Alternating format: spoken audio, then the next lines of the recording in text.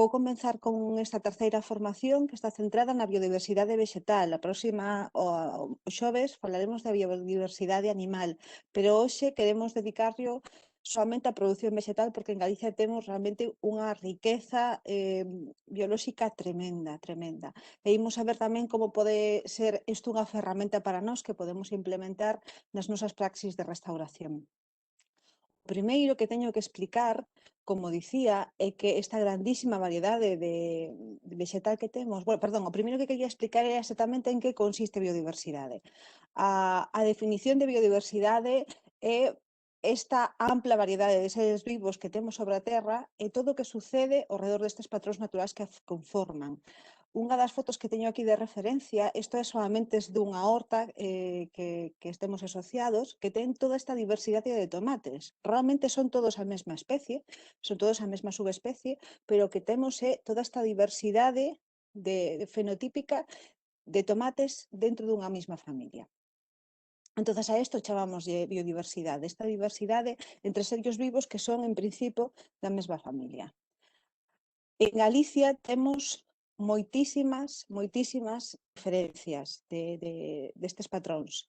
O primeiro que quería lembrar, sobre todo para os que non estiveron nas formacións anterior, é que cando nos estamos falando de biodiversidade, en especial de conservación, o que nos referimos son a estas sementes tradicionais que eran as que manexaban os agricultores tradicionalmente.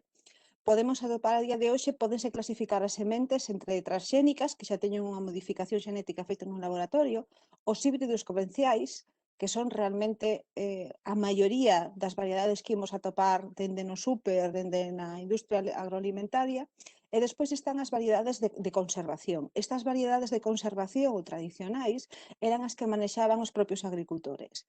Estes agricultores, desde o principio da historia da agricultura, iban seleccionando estas sementes que se adaptaban mellor, por exemplo, ás características que tiñan do solo, o clima, ou que lle rendían máis, que tiña un fruto máis nutritivo, máis goloso, entonces iban facendo esta selección.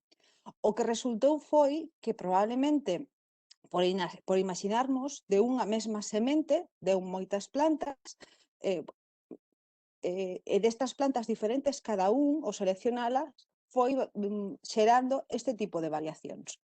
Entonces, estas sementes tradicionais tiñan moitísima implicación ao agricultor que as manexaba. E, debido á grandísima dispersión poblacional que temos en Galicia, o resultado que tivemos é que prácticamente dende cada aldea temos unha variedade distinta dunha mesma especie.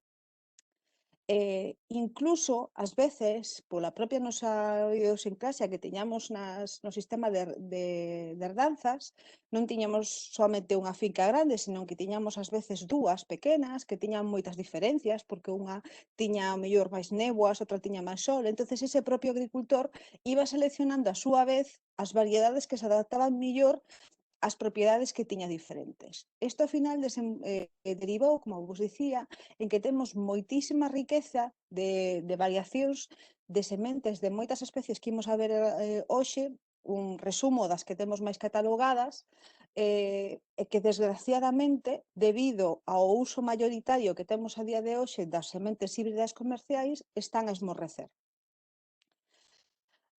Neste punto, temos que poñer en valor tamén os actores que están loitando para que isto non pase, que no caso de Galicia, aparte das universidades e centros de investigación que podamos ter, os dous grandes buques insignias a hora de manter esta diversidade son Misión Biológica de Galicia e o CIAN, que sería o Centro de Investigacións Agrarias de Mabegondo. Misión Biológica é un banco de xermoplasma que pertence ao CSIC, polo tanto, ten unha dependencia do Ministerio, mentres que o CIAN depende da Xunta.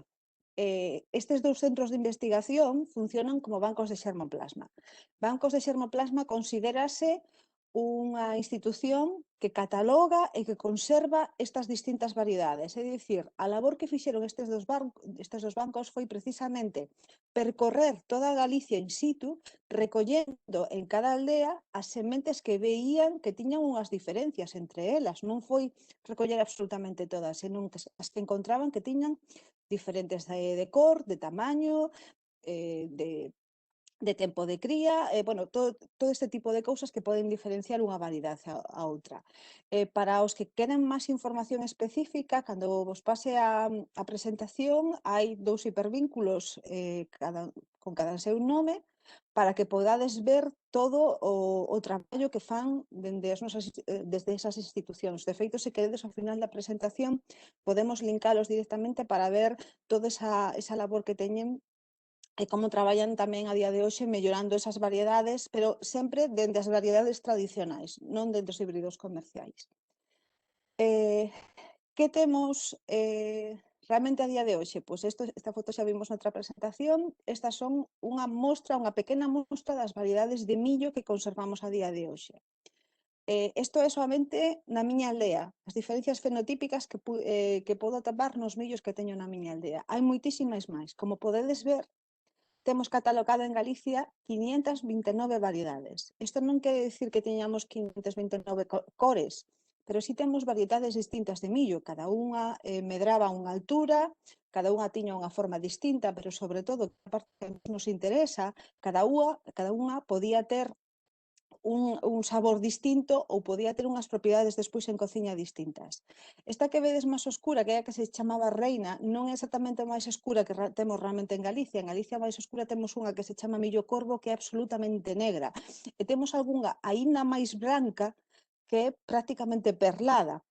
Ambas as dúas eran moi empregadas, por exemplo, a hora de facer fariñas, para facer sobre todo empanadas e pans, en especial na zona da costa, porque este pan de millo era moito máis seco e era o que empregaban os mariñeiros cando se embarcaban. Se levaban millo de trigo, aparte de que en moitos casos era moito máis caro, levaban esta fariña de millo en vez de fariña de trigo, porque o pan era moito máis duro bueno, pues, ca humidade do mar non se lle apodrecía tanto. Entonces, este tipo de aplicacións que se tiñan antes, que era o fariña habitual que se tiña nas casas, moitas veces viña de escoller estas variedades que se adaptaban moito mellor a facer estas fariñas. Por exemplo, a que ten é absolutamente negra, ten unha fariña, ao contrario, moi branquiña, e a día de hoxe estás a recuperar en moitas panaderías, en moitos restaurantes, porque ten un sabor moi peculiar, funciona moi ben para este tipo de panificacións. O groso das fariñas de millo que empregaban eran para alimento animal, dende as galiñas, dende o gando. E, de feito, a día de hoxe, o millo que máis se cultiva en Galicia é precisamente o millo parte de transxénico e parte de híbrido comercial, porque sigue a facerse o millo moitas veces directamente forraxeiro para facer eh, para as follas, para o gando, ou senón para fariñas animais. Pero estáse a recuperar este tipo de cultivos de millo tradicional para esta alimentación. Problema, os que querades traballar con estas fariñas. Primeiro, atopar, poñovos aquí, das 529, soamente temos 6 variedades rexistradas. Eso quere decir que se non teñen un rexistro, por refiscar o que dixemos noutras webinars, se non teñen ese rexistro, non se poden comercializar legalmente. Ese é un primeiro escollo que temos que afrontar. E a segunda parte é que moitas veces, aínda cando empregamos este tipo de variedades que se poden comercializar sen problema, temos que atopar un muiño que traballe con esta fariña, obviamente.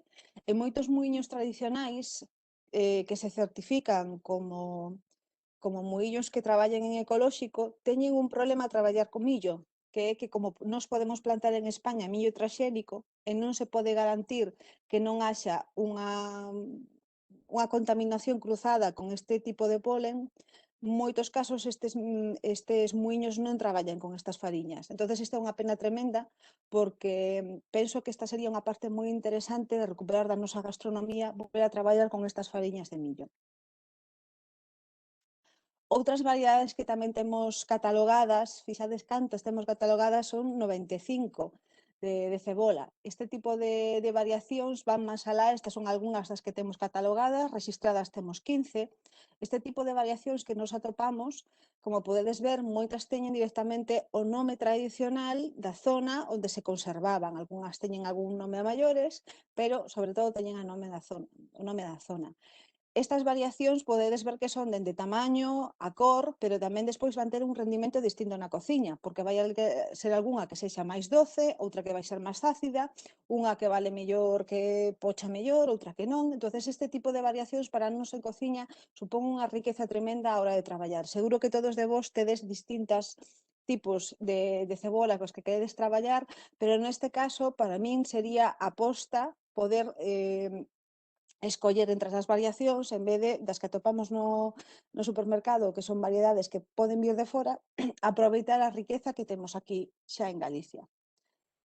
Co tema dos pimentos, fixade toda a diferencia que podemos ter. Temos catalogados 308 en toda Galicia, polo que falábamos, porque case en cada aldea podimos atopar que cada agricultor tiña as súas sementes distintas e ademais probablemente sexa unha planta que dé moitísima variación xenética, polo tanto podemos atopar diferencias de cores, diferencias de tamaños, diferencias sobre todo de sabores. Registrados neste caso que saibamos temos 6, pero estes son dos máis famosos que podemos atopar, estes 15. Como podedes ver, volve a ser unha referencia da zona onde se atopan. Os máis famosos que temos son o pemento de Padrón, que a día de hoxe xa está dentro dunha DOP, que é a DOP de Herbón, pero despois tamén podemos atopar outros pementos que teñen unha denominación dunha IXP, como por exemplo podría ser o do Couto, Arnoia, o Mougán, que teñen, o Indra tamén ten unha IXP. Se podedes ver a diferencia, son tremendos. O sea, a guindilla, por exemplo, que é algo que asociamos máis á cultura mexicana, pero que aquí tamén tiñamos un cultivo.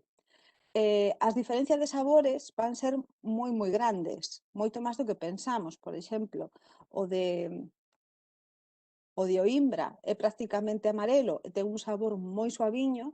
Os de Padrón todo o mundo sabemos como saben. Os de Mougán pican moitísimo, moito máis que os de Padrón. A quen lle gusta a comida picante pode tirar de estes. Entonces, o que quero dicir é que podemos atopar toda esta variedade, toda esta riqueza dentro das variedades tradicionais que temos aquí sen ter que traballar cunha variedade externa. Incluso se temos un estilo de cociña que traballamos, non sei, pois comida un chisco máis picante, pois podemos tamén empregar este tipo de produtos. Con tomates vainos pasar o mesmo, temos moitísima colección de tomates, temos catalogados 150, dos que rexistro solamente teñen 17. Pero volvemos a atopar moitísima variación de tomates, moitísima. Podedes ver xa a variación de forma tan enorme que temos e despois iso tamén se traduce en unha variación de sabor e de rendemento. E moitas veces incluso de tempada, non florecen exactamente. Hai algúns que son máis tempranos e outros que son máis tardíos.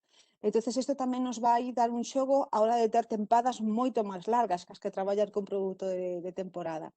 O máis curioso que podo salientar neste caso é que tomate negro de Santiago é unha variedade que, como podedes ver, o nome non ten moita ciencia, porque realmente ten unha cor moi oscura. Entón, este tomate que se chama Santiago non é porque sexa da zona de Santiago, senón que a persoa que rexistrou chamábase Santiago, era da zona de Cambados, que de feito é da zona de onde se atopou, onde se conservou esta variedade, e cando rexistrou puxo o seu nome, sen máis. Este é un bo exemplo do traballo de recuperación que se está a facer para recuperar esta diversidade local. Este tomate xa estaba esmorrecido, xa non se facía un cultivo, atopáronse unhas sementes nunha aldea desta zona e dende o CIAN conseguiron reproducilo e conseguiron que este tomate, pois, se puxera outra vez no mercado. A día de hoxe é relativamente sinxelo atopalo no mercado, incluso algunhas casas comerciais o teñen en distribuidoras que chegan a establecementos como poden ser supermercados. É algo que non podemos decir de absolutamente todas as variedades. Moitas ou non atopamos produtores que o reproduzcan porque non están de moda, por dicilo de algún xeito. Non sei, por exemplo, o tomate mariló, se temos agora mesmo antollo de probalo, mellor cóstanos atopar un agricultor que traballe con este produto e cóstanos despois que se introduzca no mercado porque non hai esa demanda específica. Pero un tomate tan diferente como o negro de Santiago, que de algún xeito tivo unha campaña, non quero dicir de marketing, pero sí unha campaña de apoio detrás. De feito, nós desde a asociación facemos tamén divulgación desta variedade que nos parece moi concreta, moi rara, pois esta parte de apoio conseguiu que volva a haber unha demanda, que volva a haber unha produción desta variedade. Como vos dicía, sobre todo por parte do CIAN, que traballa moito máis en tomate.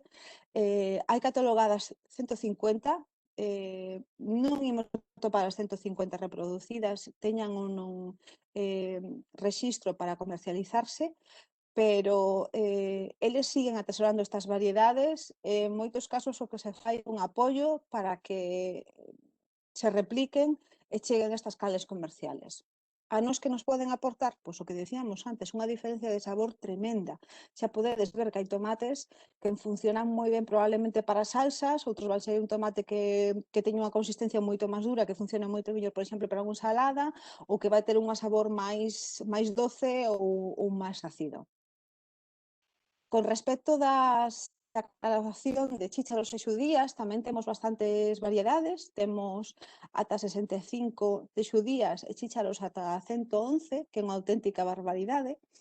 E tamén podemos atopar moitísimas diferencias. Neste caso o que estamos a ver é unha planta da fava de Lourenzá, que é unha variedade que atopamos no norte, que tamén estivo a punto de esmorrecer, pero que se recuperou, e que hoxe en día funciona moi ben como dinamizador económico desa zona, xa que esa zona en gran parte vive desa produción específica desa variedade en concreto, que lle aporta esa diferencia. É unha fava que a día de hoxe gusta moitísimo na restauración, apréciase moito, é unha fama blanquiña que ten un sabor moi suave e que funciona moi ben en restauración. Pero do que temos tamén un catálogo máis amplo e que penso que Galicia é moi famosa por eso é polas brásicas. As brásicas entendéndose como brásicas como berzas, coles, repolos, grelos. De isto xa temos unha fama absoluta dentro de España de todas as diferencias que podemos atopar, fixade todas as catalogacións que temos. Hai que dicir que de brásicas temos estas 3 especies distintas. Dentro destas especies, estas subespecies, podemos atopar dende navicol, berza, repolo e grelos. Entón, bueno, decir, por exemplo, que de grelos temos 3 rexistrados, que serían o grelo blanco, o grelo de Santiago e o grelo cimos de Miño.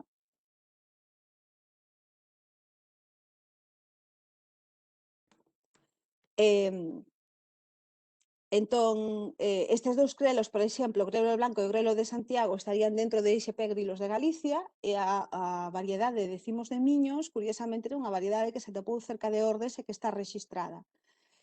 Cada grelo vai ter un sabor distinto, vai ter unhas propiedades distintas, probablemente pois non sei, por exemplo, coza mellor que outro, vai ter temporadas distintas, e isto tamén vai diferenciar moitísimo a nosa cociña.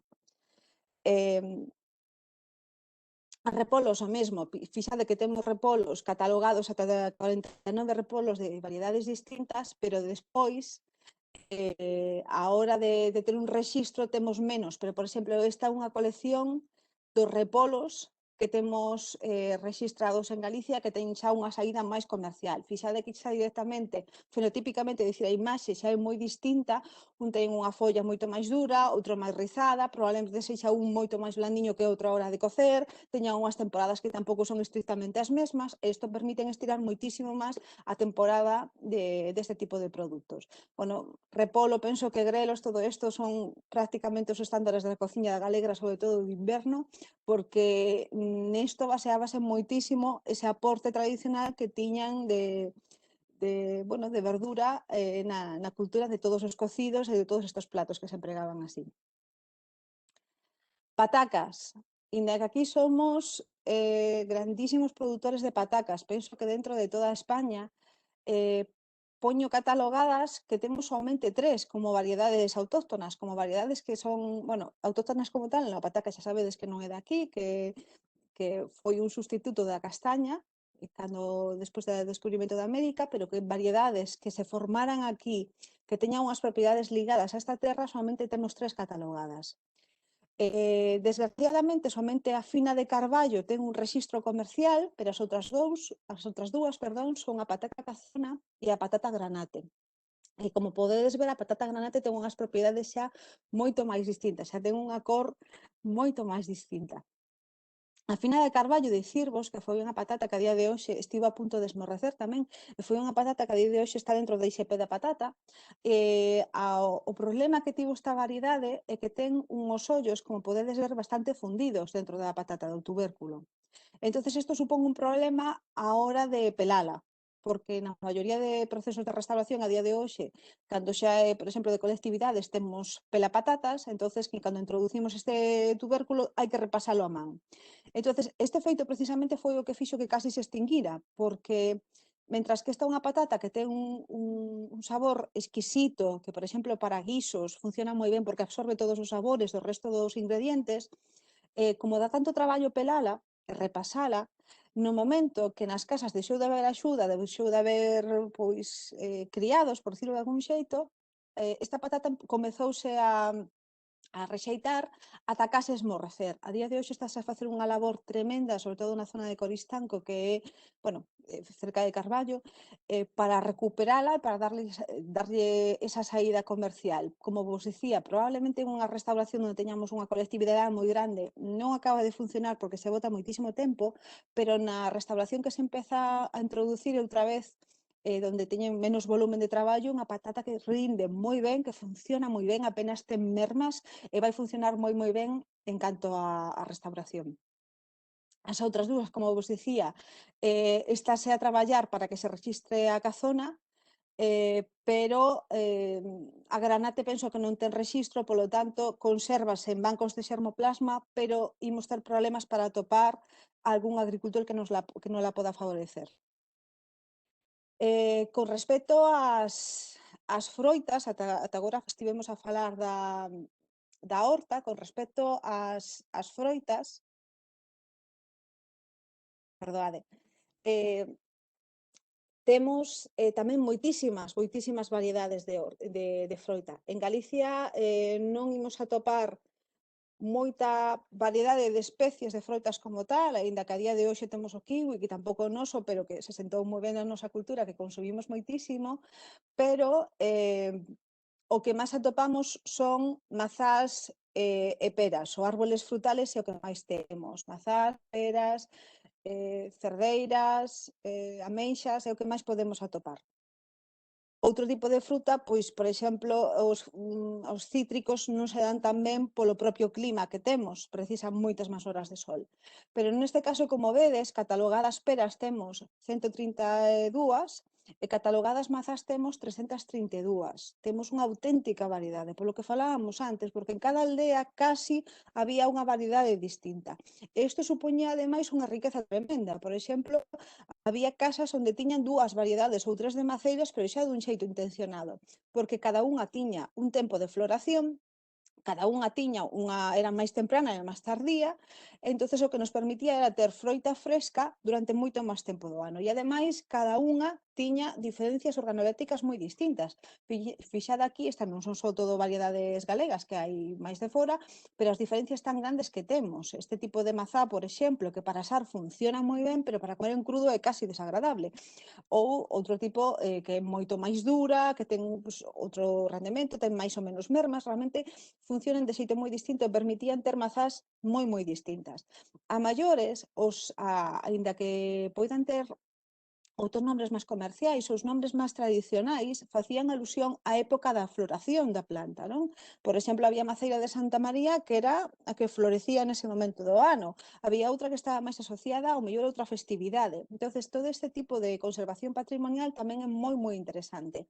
Dicirvos que neste caso, eh, a Asociación Galega de Froita Autóctona do Eume, que nós saibamos, máis alo de os bancos de xermoplasma que conserven estas sementes, eh, o que están a facer esta asociación é recuperar e poñer en valor precisamente esa segunda parte que é poñer en valor eses froitos e tratar de comercializalos, os que se poden, ou tratar por lo menos de poñelos en valor, que se vexan toda a diversidade que se pode empregar. A maiores dentro da asociación, si que hai produtores como tal que venden este tipo de froita e que se tedes algún interés en concreto en traballar con estas variedades, eu anímovos a que faledes con eles.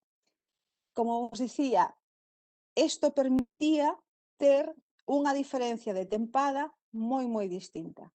Tiñamos as máis tempranas, as de mediada tempada e as máis tardías. Ao final tiñamos mazás dende principios de verán casi a outono.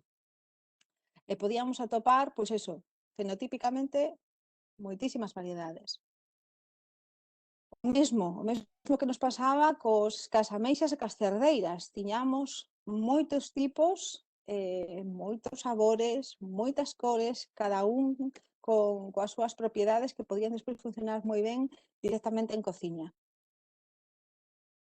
E polo tanto, para min, cando traballamos neste tipo de diversidade vexetal, o que falábamos ata agora, o que conleva é realmente unha conservación, máis aló das variedades como tal, conleva unha conservación de patrimonio vexetal, sobre todo, de estender esta tempada de produto, que se traballáramos somente cunha variedade, en moitos casos con esa variedade híbrida comercial, vai florecer todo a vez, vaise producir todo a vez e vamos a ver a ter máis carestía despois durante o resto do ano, mentras que se conservamos todas estas variedades, imos a protexer todo este conxunto absoluto.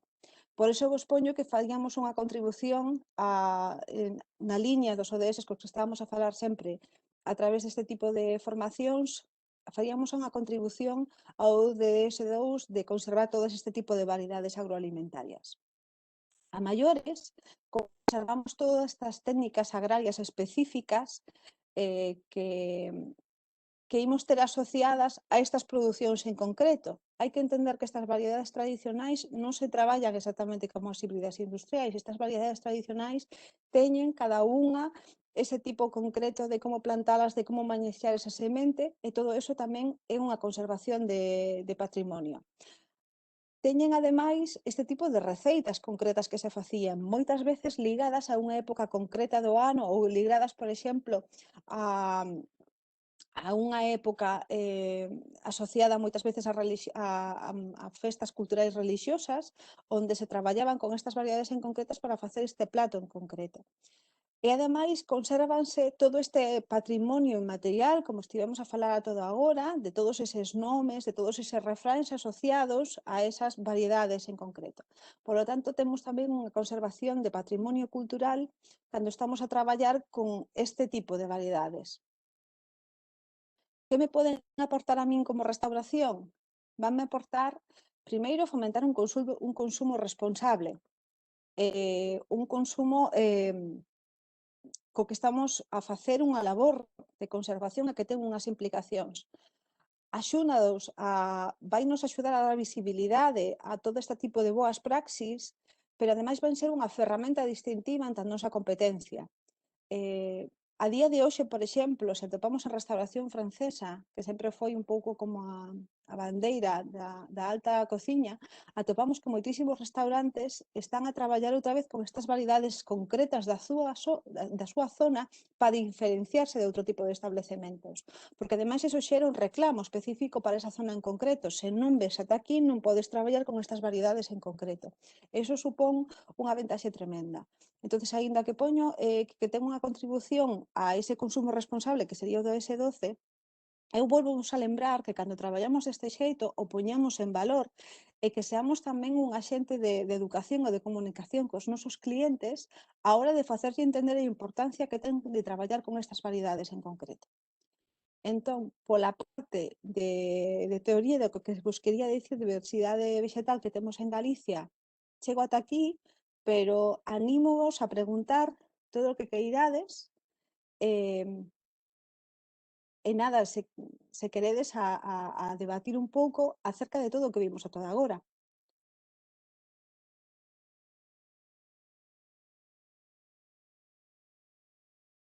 Que vexo que somos moi pouquiños.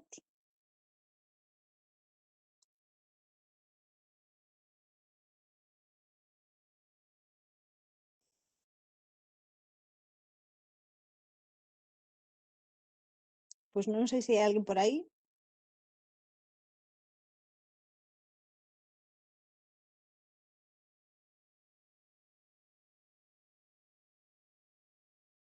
Hai alguén? Non teño preguntas, vale.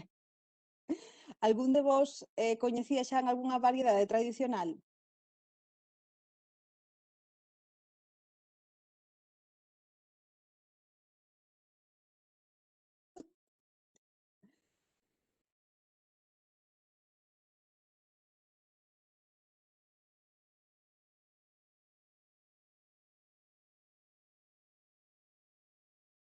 Sí, ese é un problema que temos bastante grande, as rexistradas. En principio, para que un produtor poida vender unha variedade ten que estar rexistrada. Hai algunhas excepcións cando é unha variedade propia que conservou el de xeración en xeración, ten ata cento marxe para vendelas. Pero pode ser un problema. Se é certo que a produción é moi cativa, non vas ter un problema como tal, pero se a quixera comercializala dun xeito moito máis grande e escalado, podería ter problemas. Entón, en principio, desgraciadamente, esta é unha parte moi dolorosa, deberíase traballar coas variedades que están rexistradas, pero é que realmente o que nos imos atopar é que os agricultores que xa están cunha labor profesional, o que falamos sempre, que xa teñen un permiso, que están dados de alta no REAGA, no SEBEDI para poder vender, eses agricultores non se saben complicar a vida e solen traballar cas variedades que están rexistradas, porque ademais teñen un acceso máis fácil a esa semente. O resto de sementes da que vos falo, Ineña, que esteñen catalogadas, moitas veces están catalogadas nun banco de xermoplasma, pero non chegan á produción real. Entonces, non se conservan moito, mentres que as outras teñen máis facilidade para mercalas.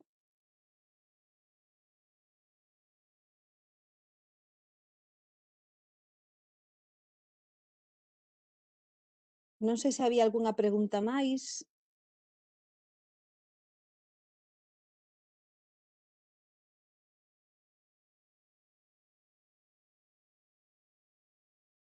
Non sei se queredes saber de algunha variedade en concreto ou de algunha especie en concreto ca que traballedes. Non sei se xa traballades con algunha deste tipo de variedades antes nos vosos restaurantes.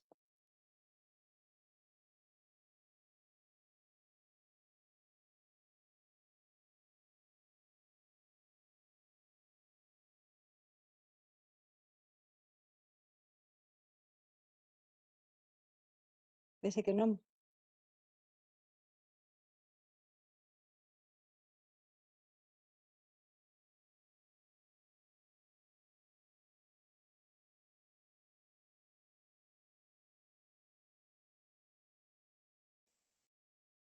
A ver, disculpad un momentiño, están chegando algunhas preguntas e comentarios, Sí. pero chegan en privado. Entonces, dicirvos a Luís, Amparo, que fagan esas preguntas seleccionando o destinatario todos, porque solamente le chegan a min e no, nin, nin a relatora, nin o resto dos participantes poden velo.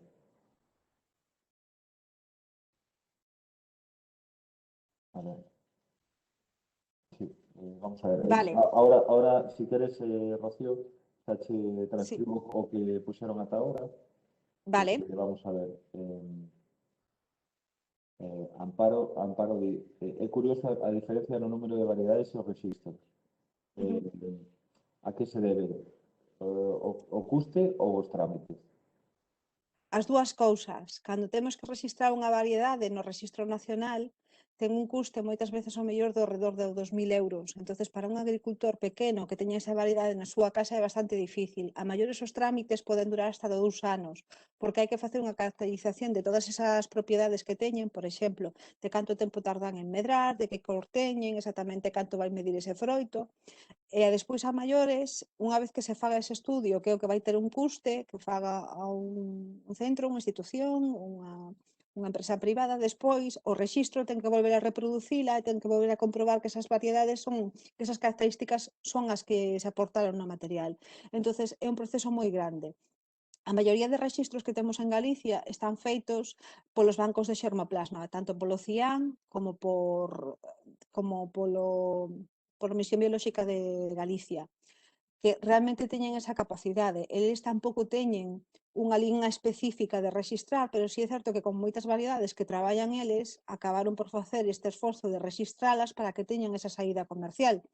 Hai que pensar que moitas veces os propios bancos de xermoplasma interésalles que se reproduzcan estas variedades e para facilitar o proceso, de algún xeito axudan a legalizalas. Esa é unha das diferencias pola que teñamos tantísimas diferencias entre o rexistro, pero poderíamos explicar máis cousas. É que o rexistro no que se rexistra non é diferencia xenética como tal, mentres que cando falamos de catalogación queremos decir que atoparon, por exemplo, 200 variedades que xenéticamente son distintas, No rexistro nacional o que se rexistra é a diferencia fenotípica, é dicir, a da cor, a visual, non? Entonces nunca teríamos as mesmas, porque hai moitas variedades que xenéticamente son un chisquiño distintas, pero que despois en apariencia son prácticamente iguales, entonces registraríase como unha sola. Pero a maiores o que digo, o que bota para atrás é o custe e todo o problema administrativo.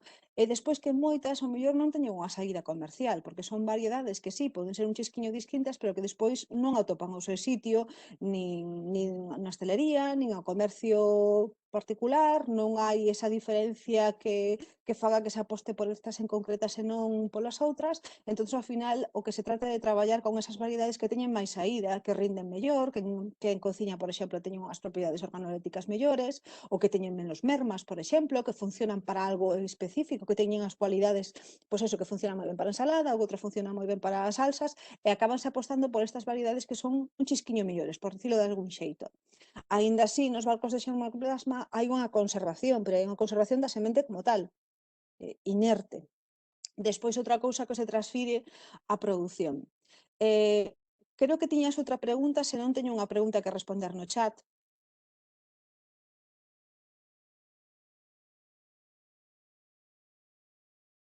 Creo que me dixeras que tiñas dúas preguntas, lichesme soamente unha.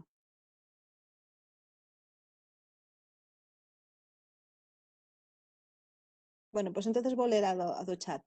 Hai unha persona que di como vender a competencia destes experimentos que son marroquíes e que poñen padrón. Vale, iso tratarémolo máis especificamente cando falemos das DOPs, pero esta é un dos problemas. Cando nos estamos falando dunha variedade, neste caso sería os experimentos que se coñecen como variedade de padrón, esta semente, o certo é que os experimentos que veñen de Marrocos están feitos con esta semente, porque foi unha semente que, caliño do que estábamos falando, tivo unha saída comercial moi específica, moi boa, porque teñen unha propiedade organoléctrica moi boa, porque rinde moi ben, e porque teñen un sabor moi peculiar. Polo tanto, esta semente sí que se conservou, de feito xa se conserva dende o século, creo que hai registros dende o século XIII, poñendo en valor incluso que funcionaba casi como moneda de cambio, que se pagaba con ela. Entón, esta semente fixose moi popular, non tiña rexistro, iso quere dicir que todo o mundo podía empregar, e houbo empresas que fixeron a reproducir en Marrocos.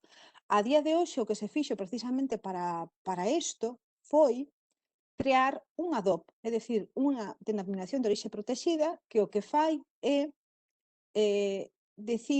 certificar que somente os que teñen un ADOP, esta certificación, están producidos na zona de Herbón, que é como se chama o DOP, pemento de Herbón. Mentras que os outros, que se poden ser os pementos tipo padrón, non se pode garantir que a orixe sea esta zona. Polo tanto, ese é un problema que temos. Como podemos diferencialos?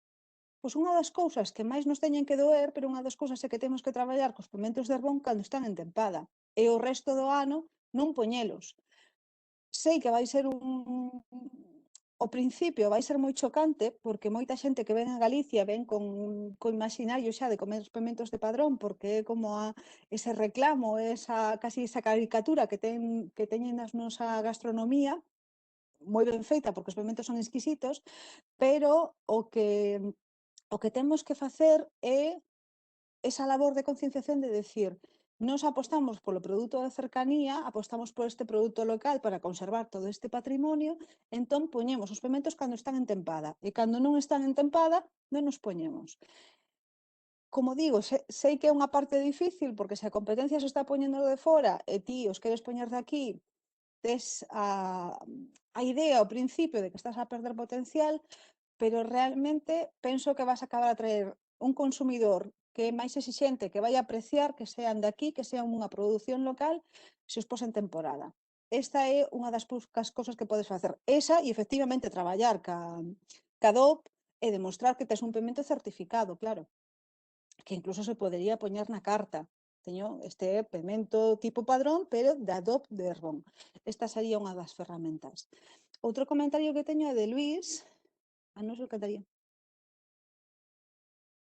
Claro, Luís, por exemplo, comenta que encantaría traballar con variedades galegas únicamente, pero que case sempre se atopan as mesmas. Polo que falamos, nin todas estas variedades teñen un rexistro que nos permita comercializalas, e logo moitas veces a maioría dos agricultores que buscan, obviamente, unha rentabilidade económica, acaban apostando polas variedades que saben que teñen unha saída. Pero hai que dicir que pouco a pouco está cambiando a situación e que moitos agricultores comezan tamén entre eles a querer diferenciarse. E comezamos a ver un perfil de agricultor moito máis profesional, moitas veces personas moito máis xoves que teñen un relevo desa plantación familiar, que entendes que teñen que atopar o seu nicho no mercado e apostan por estas variedades tradicionais para diferenciarse de outro tipo de producións máis industriais que traballan con variedades híbridas comerciais. E a día de hoxe comezamos dun xeito tímido, pero comenzamos a topar no mercado estas variedades que son un chisquiño distintas. Por eso vos decía, por exemplo, a asociación que teñen de produtores de frutales ou outro tipo de asociacións co que traballan son recuperando. Nos, por exemplo, dende a nosa asociación temos moitos produtores que traballan con variedades, non vou dicir raras, pero sí, pois eso, diferentes, concretas, e que ademais para eles mesmos tamén lles axudan a ter unha tempada máis longa, porque se traballaron somente cunha variedade, tiñan que vender esa variedade e xa está, e así permítenlle, cando traballan con variedades que son máis tempranas ou máis tardías, ter máis tempada máis alargada. Entendo a dificultade que atopa Luís, pero penso que pouco a pouco as cousas están a cambiar e que podemos atopar outras opcións.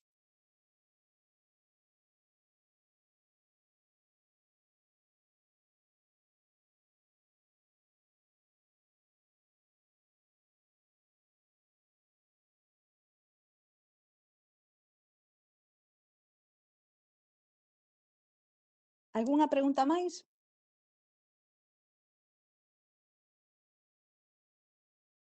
Non sei se algún xa traballou con algunha variedade en concreto, máis alá da do padrón, que imagino que a maioría, pero se traballades con algunha variedade estaría estupendo que me comentárades.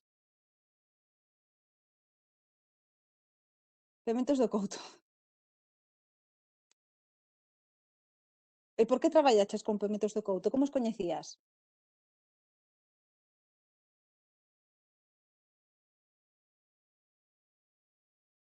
Claro, estades na zona. Ademais, este é un pemento claro, é preto local, efectivamente, pois esa é moi boa praxis. É un pemento que, aparte de ter un rexistro, non pica o pemento do Couto, entonces confundime con outro pemento, pero hai un da IXP que pica moitísimo. Entonces non sei se é o de Mougán, o mellor dixe mala información. Pero iso, que ten un IXP por detrás, e cando contan con estas variedades contan con este apoio por detrás dun IXP ou dunha DOP, conta con un apoio administrativo para que esta variedade non se perda e, de algún xeito, este agricultor o que atopa é un nicho xa no mercado, atopa un apoio, porque sabe que hai esa demanda específica por ese produto.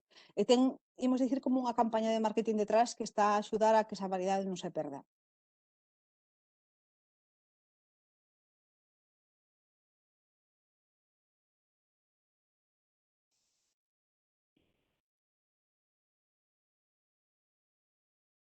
As patacas Quenevet non son galegas. As patacas Quenevet é unha variedade canadiense que é de feito que máis se planta, non sei se dicir en Galicia ou en toda España directamente ou parte de Europa, porque é unha patata que ten un rendemento moi bo. É unha patata que vale para fritir ou que vale para asar, non ten unhas mermas moi excesivas e, sobre todo, ten uns tempos de produción moi cortos. Por exemplo, no tempo que botas unha fina de carballo, botas casi dúas de quenevet. Entonces, para o produtor é moito máis fácil traballar ca de quenevet. E despois a maiores, a de fina de carballo, ten máis problemas de plagas, por exemplo. E a de quenevet ten menos. Entonces, a maioría dos produtores traballan con quenevet. Pero, como vos dicía, pouco a pouco, van xurdindo ou ás veces o propio agricultor ten unha parte destinada a quenevet e outra que ten destinada a unha variedade tradicional. Podo vos dicir que moitos agricultores que están a recuperar esas variedades tradicionais sempre contan a mesma historia, que é a miña avoa queixase que a comida xa non lle sabe como a de antes, entonces recuperan esa variedade que había na zona para bueno, pois para traballar con ela. Non sei se puxen na presentación, creo que se me esqueceu, por exemplo, as variedades que tiñamos de trigo.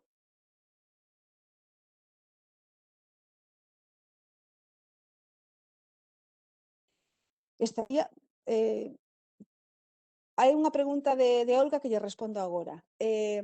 As variedades que se recuperan de trigo a día de hoxe, que tamén tiñamos cerca de 200 variedades, a día de hoxe temos rexistro de callobre e de cabeiro, que son as dúas variedades que están rexistradas que se está traballando. De feito, que a IXP do pan galego ten que levar por lo menos o 25% deste tipo de fariña para traballar.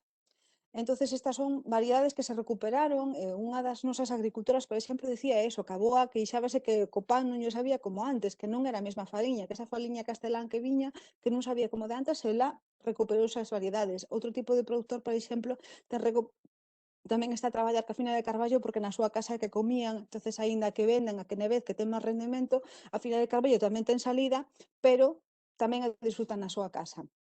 Seguindo cos temas de pementos de padrón, estaba a preguntar a Olga unha aclaración, poñer na carta pemento de padrón e vender uns, por exemplo, os que veñen de Marruecos, pero que non son de Herbón, estaría dentro da lei, non? Si estaría dentro da lei. Ti, en principio, toda a comunicación que fagas ten que estar a cumplir a veracidade co que pos. Si ti pos pementos de padrón, é un pemento, estás a falar do tipo da semente, e a semente é tipo padrón. Non estás a facer unha mala comunicación. Se pos pementos de Herbón, implica que ten unha certificación. É como se dis de algo que é ecolóxico e non ten certificación. Sería algo, a lo menos, alegal. Por lo tanto, esa sería unha comunicación correcta. Pementos de padrón é unha variedade da semente e estás a traballar con eles. Non estás deixando, desgraciadamente, eso non implica que ten unha orixe. Se pos pementos de Herbón, implica que ten esa certificación e que efectivamente teñen que estar dentro desa zona de produción. Que sería, mira, pois sería unha boa idea de comunicación nas cartas, en función da tempada, poñer que son. Eso non sería mala idea.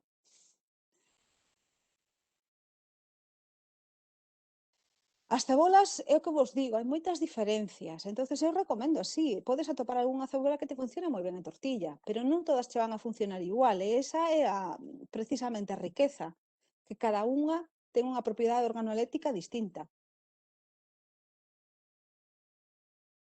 Estábame a preguntar, perdón, se as cebolas recomendos para a tortilla. Sí, hai cebolas que funcionan moi ben para freír. Non leo ben o...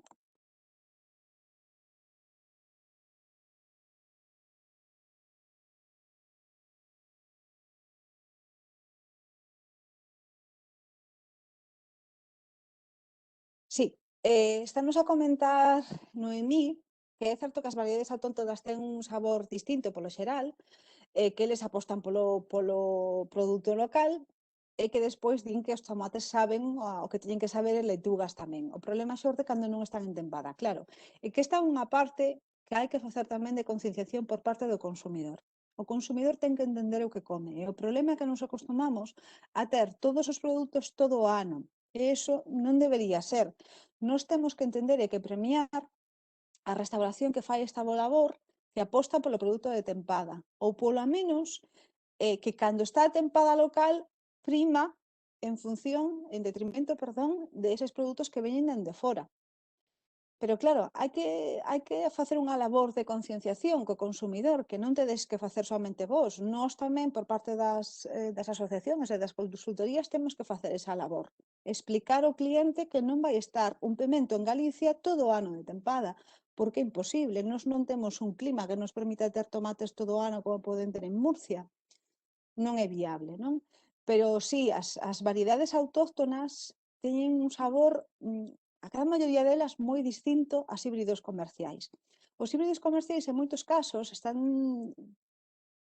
foron desenvolvidos para ter unha apariencia mellor, por exemplo, que se machuquen menos cando se transporten, que duren un chisquiño máis, pero rara vez un híbrido comercial está pensando para enfatizar o cheiro ou o sabor. E podo vos contar, por exemplo, que traballo con produtor que ten unha parte de híbridos comerciais e outra parte de ecolóxico. E cando chegas ao invernadoiro, según entras, eu que son como un cadelo para os cheiros, fago así e xa busco o híbrido, perdón, o tomate tradicional, porque ten un cheiro incrible, pero incrible, o sea, é que satura o nariz por resto do invernadoiro. Cal é o problema, por exemplo, dese tomate?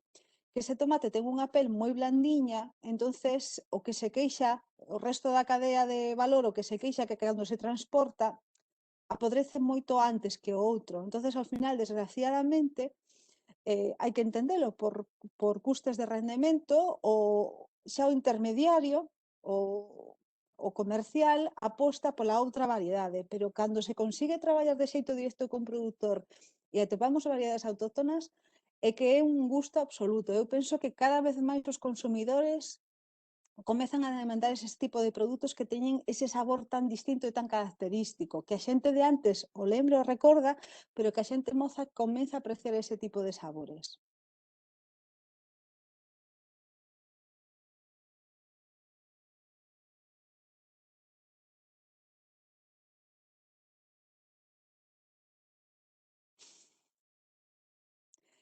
Bueno, claro, comenta José Manuel que os híbridos están pensados como os coches para durar, non para cheirar. Efectivamente, claro, os híbridos están pensados eh, para o que están pensados, para que sexan fáciles de transportar, para que medren todos cunha apariencia máis igual, máis estandarizada, para que cheguen ao supermercado e luzan máis bonitos, porque desgraciadamente o consumidor está tan mal educado que compra moitas veces pola apariencia física e non polos propiedades organolépticas totales, non polo cheiro, polo sabor, polo rendemento, polo valor nutritivo, que tamén é moi distinto. Entonces, habería que comer o tradicional, pero este tamén ten as súas complicacións, claro. Hai que facer unha conversión de toda a industria para que poidamos comer somente co tradicional, que é moito máis complicado.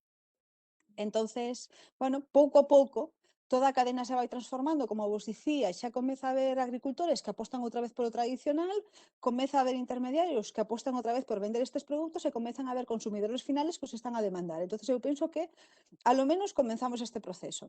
Sí, Olga comenta que... Ah, non, perdón, Graciela, que o dos tomates dá para unha guapinar enteira. Sí, o dos tomates dá para unha auténtica guapinar enteira da diferencia que podemos atopar das diferencias das sementes e da diferencia despois da resposta cando traballamos con eles. Sí, moitísima diferencia. Pero moitas veces, como vos digo, aínda que unha semente teña un rexistro, se poda traballar con ela, o agricultor aposte por ela en principio, a veces a cadena de valor rexeita eses tomates que ao mellor teñen unha forma moi distinta ou que non son totalmente esféricos, que teñen así como moitos fillos, non lles gustan.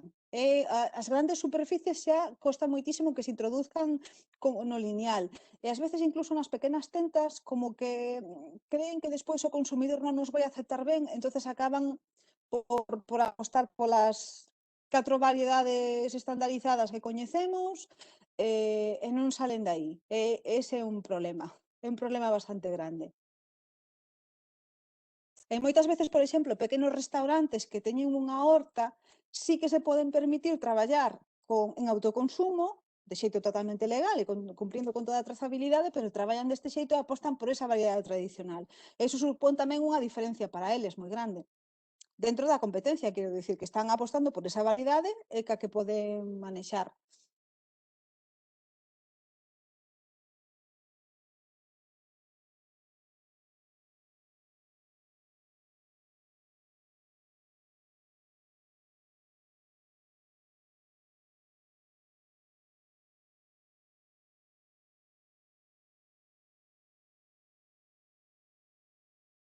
Non sei se tedes algunha pregunta máis.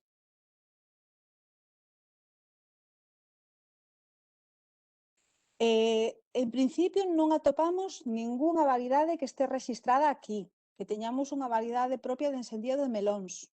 Hai produción a día de hoxe. A día de hoxe podemos atopar moito, sobre todo, produtores que están certificados en ecolóxico que apostan por este tipo, porque aínda que non sexa unha variedade de aquí, a verdade é que se dá moi ben polo clima. Entonces sí que os atopamos, pero variedades tradicionais eu polo menos non coñezo ningunha. Pero xa vos digo, podemos ter produción aquí, ademais de varios tipos.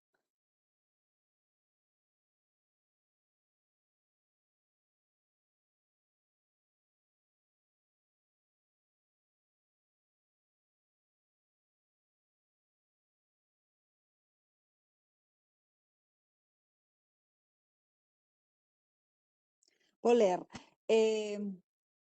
Eu traballo nun restaurante no rural, curiosamente a xente demanda produtos locais, verduras, carnes, curiosamente son máis caros e ao final sempre tes que buscar un equilibrio entre a calidade e o precio, totalmente de acordo. Creo que hai moito camiño que percorrer entre os cociñeiros, consumidores e organizacións alimentarias. É moi bo resumen que fixo Jesús. Moi bo resumen. Isto é certo, é o que falamos. As variedades tradicionais teñen moitas veces un manexo un chisquiño distinto. As híbridas comerciais, gustenos ou non, teñen un manexo máis fácil xa de produción. Polo tanto, xa de custes de produción, na maioría dos casos van ser un chisquiño máis grandes. E logo que falábamos, non renden tanto no transporte, ás veces son máis delicadas, non sempre, pero en moitos casos son máis delicadas, teñen menor tempo de duración, apodrecen antes, entonces ao final todo eso ao longo de toda a cadea de valor vai encarecendo o produto. O consumidor ten que apreciar este tipo de diferencias.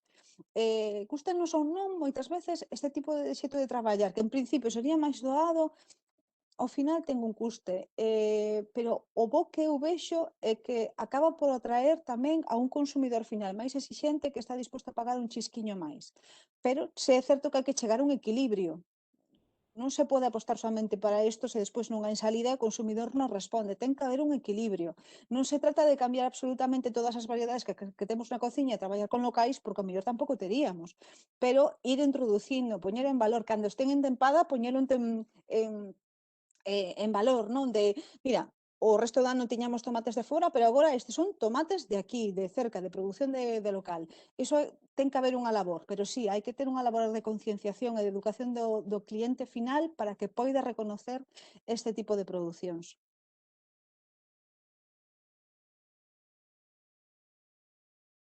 Por iso vos fago moitas veces fincapé en que nós, dende a nosa labor, tamén podemos facer esta labor de educación e de concienciación, de poñer en valor de, ois, estamos a traballar con esta variedade, estás a facer unha labor de conservación patrimonial, cultural e inmaterial, eh, estás a conservar este tipo de variedade, estás a conservar este traballo de cercanía. Hai moitísimas implicacións con estas eleccións que fan os consumidores.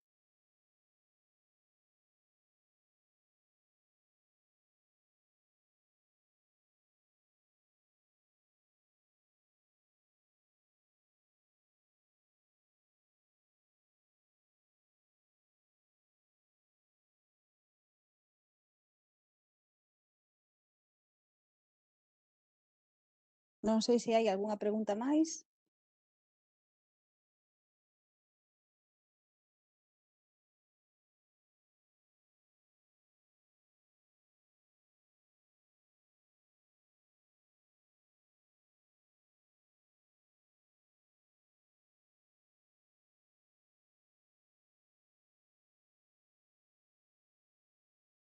Pois, se non tedes ningunha pregunta máis, nin ningunha suxerencia, penso que podemos dar por finalizada esta webinar.